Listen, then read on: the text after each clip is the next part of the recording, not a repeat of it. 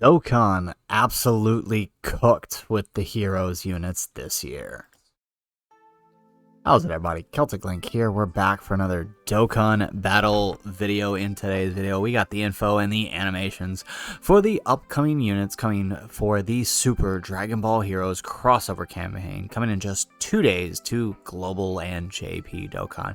If you guys were in stream, they dropped the info on stream and we kind of went and checked them out there, but we're going to put out this video again for those that weren't able to make it out to stream. So let's go ahead, let's kick things off. Let's take a look at the video here. We're going to pause our music, adjust what you need to adjust, and we're going to take a look right here at this animations. We're going to use the JP one just for the sake of getting to hear Vegito's active skill. Vegito does have an active skill, but it's only available on the JP version.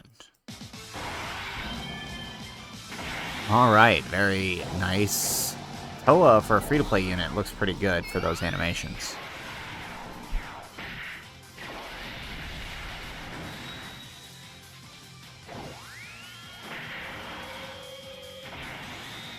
There's the Dark King Fu looking pretty good. He's the banner unit this time around.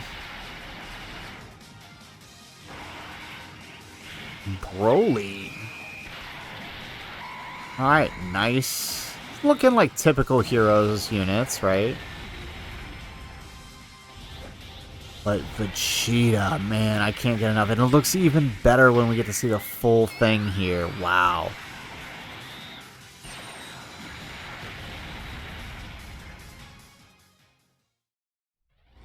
Alright, here comes Rosé.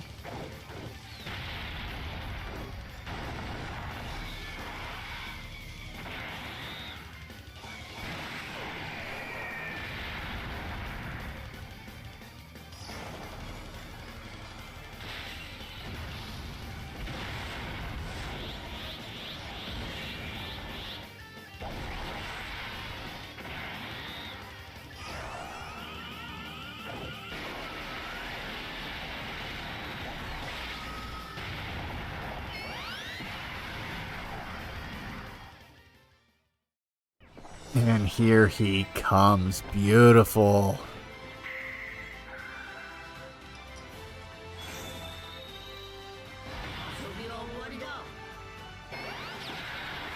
I love the fact that he has a voiced entrance animation. But his SA animation looks pretty good too.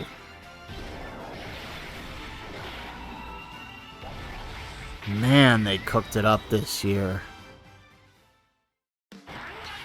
Oh, that's right, he has an active skill too.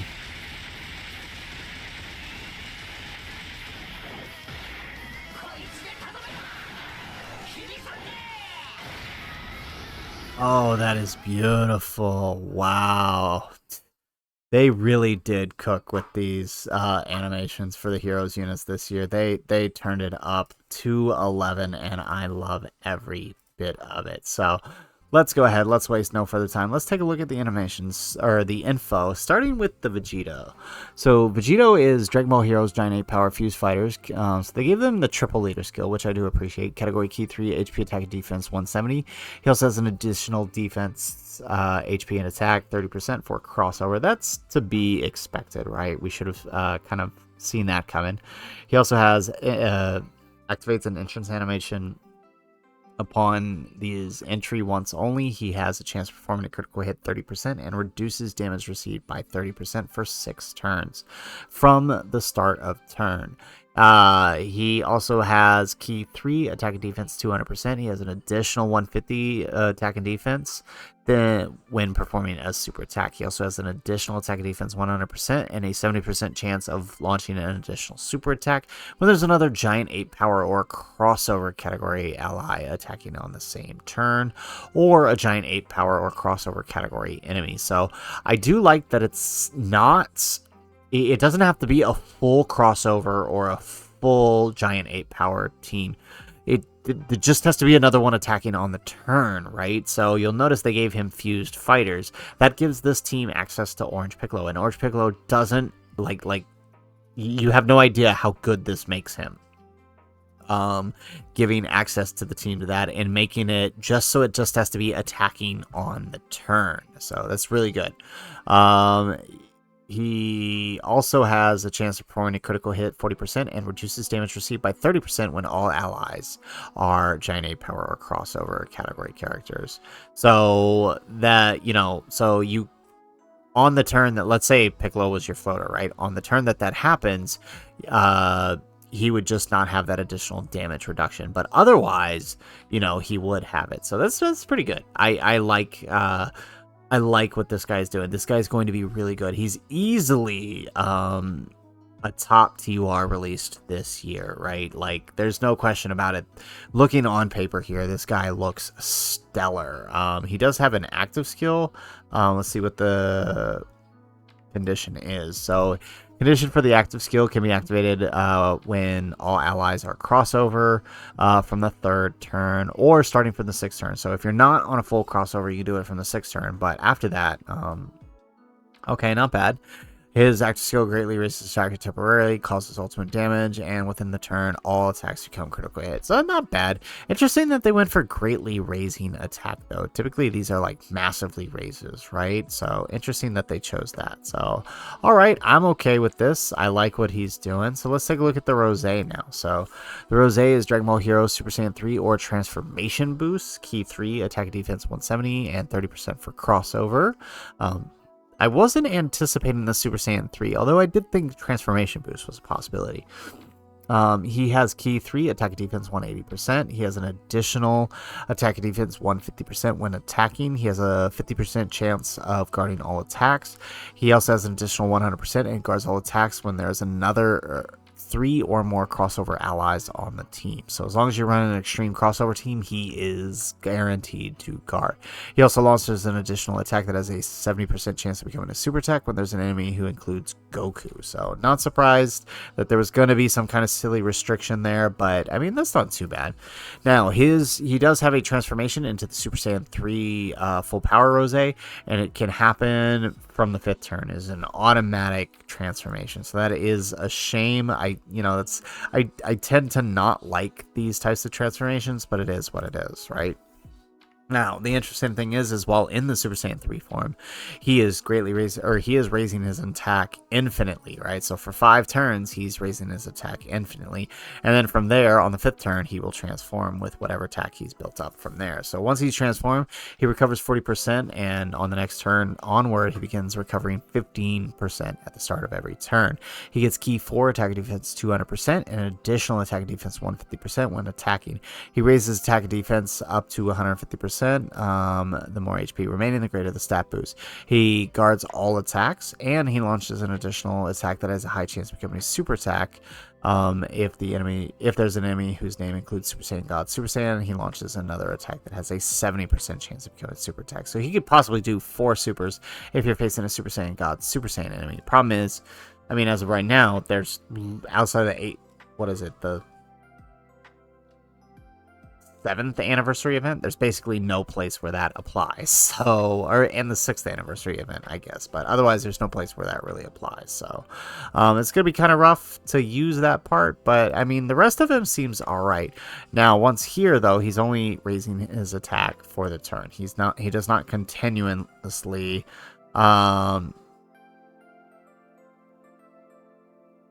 yeah, he will only continuously build in the first phase. So, not bad. He seems all right. Once you get to this form is when he's going to be at his best, obviously, but it's the problem of stalling for 5 turns until you get here. So, let's take a look at the next character, the Limit Breaker for Broly. So, this guy gets Key 3, Attack and Defense 200%.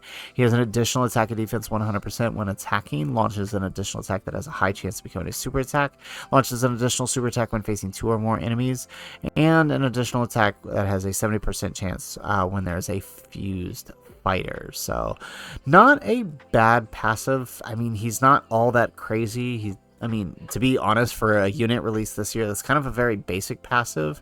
Let's see what he's doing on his super attack effect. So, raising defense for 4 turns. So, I mean, with all those extra supers that he's doing, right, he's going to be building defense pretty quickly. So, I can definitely see him. We'll have to see what the Tech Broly's EZA is going to look like, because if that's good, these guys are going to be really good partners together, because they do share 7 out of 7 links here, as you see here, right? Moving on, let's check out the Dark King Fu.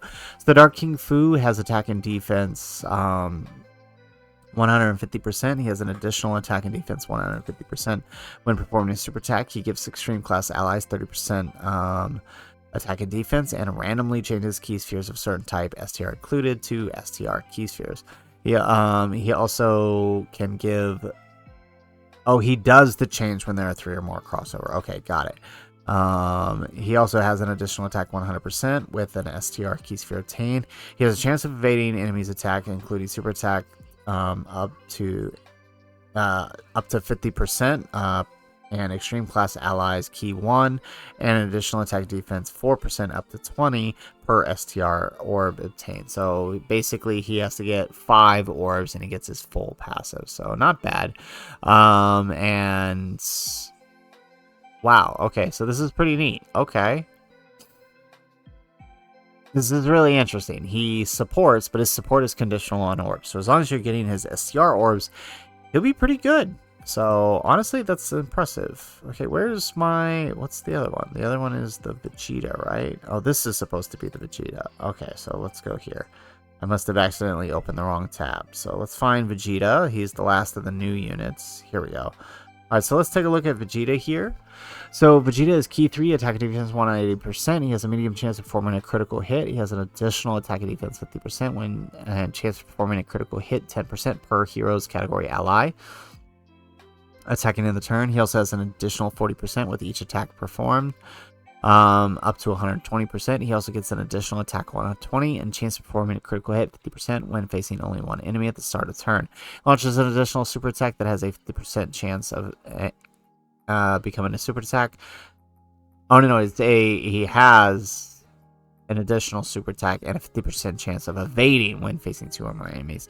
It's really interesting. So there are quite a few units who are conditional to multiple enemies. Makes me wonder if the new red zone is going to have multiple enemies. So interesting. Okay, let's take a look at the awakening for the golden cooler. So attack and defense 200%. He has additional attack and defense 80% if HP is 50% or more. When performing a super attack, he launches an additional attack that has a 70% chance of becoming a super attack. He reduces damage received by 20%. He also gets key 1 up to 5 and an additional 40% attack and 200%.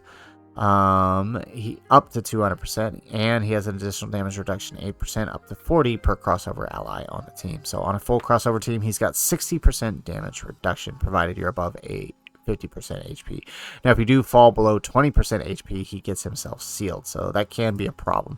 On his super attack though, he is greatly raising attack and defense for 1 turn, so with multiple supers, that's going to be pretty helpful. The modified Janemba is looking at launching an additional attack that has a great chance of becoming a super attack when facing 2 or more enemies. Guards all attacks for 5 turns from the start of the turn. He also has attack and defense 40% per crossover ally on the team up to 200. He has an additional attack 80% with each attack performed up to 240.